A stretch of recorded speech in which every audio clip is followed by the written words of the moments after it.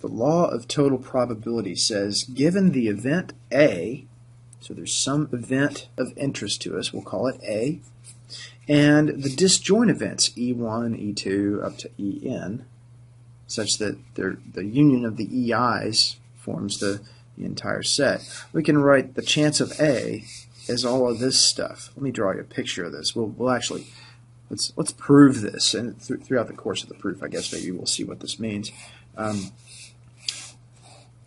So when I say that I have disjoint events, E1, E2, etc., up to En, such that their union is the entire sample space, we're talking about a partitioning of the sample space, okay? So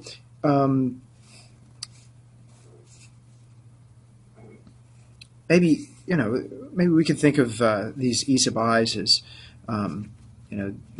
maybe E1 is the event that you get an A in a course, and E2 is the event that you get a B, and E3 is the event that you get a C, E4 is the event that you get a D, and E5 is the event that you get an F, and E6 may be the event that you withdraw or something like that. These are all disjoint events, but exactly one of these things is going to happen, right? Now, but let's say there's actually really some other event. There's actually some other event that we're interested in. Maybe it's this event here, like the event that you win the lottery or something. Okay. Now, you're either going to, you'll win the lottery or you don't, right?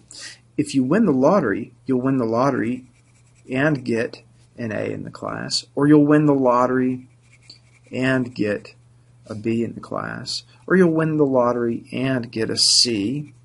Maybe it's not possible to win, or maybe the chance that you win the lottery and get a D is 0 or something, right?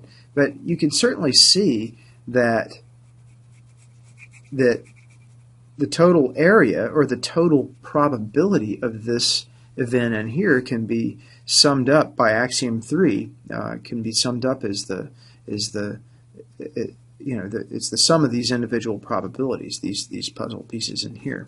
Okay, so basically that's what we have there. The probability of A is going to be, this is by axiom 3, by axiom number 3, since those are disjoint events. This is the sum. Okay, goes from 1 to N of the probability of A intersect E sub I. And finally, to complete the proof, just remember what conditional probability tells us. This is by conditional probability. It says that the chance of A given E sub I is the chance of their intersection over the chance of E sub I. Right? So if I just rearrange that, then I get that indeed this is the chance of A given E sub I times the chance of E sub I. Okay? And so this is by the definition of conditional probability. Okay? And we're done. Let's do an example. See how this can be used. Okay, for example, just suppose, I'm just making these numbers up, 60% of men vote Republican and 70% of women vote Democrat. And suppose further that 60% of people are women. Now, here's the question. What percentage of the population votes Republican? That's what we would like to know. All right, so I can sort of visualize this like this, right? I've got my sample space. Everyone's going to be either a woman or a man. See, what I want to know is the chance that if I pick an individual at random, that I get a Republican. So now I want to think about partitioning the sample space into two disjoint events, or some number of disjoint events, though, that are not that do not have to do with the party strictly, right? So I've got Republicans and Democrats, and then I've got men and women. If I want to know something about the chance of selecting out of a party, then I want to partition according to some other variable. Okay. So the law of total probability says, well, remember, so this is maybe these are all the Republicans. I don't know. These are all my Republicans in here. So the law of total probability then says basically that I can write this as it's the chance that I get a Republican given that I get a woman times the probability that I choose a woman at random plus the chance that I get a Republican given I choose a man times the chance that I choose a man at random. Okay, this factor right here is real easy. 60% of the people are women.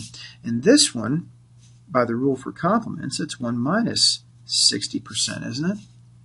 40%. 60% are women and 40% are men.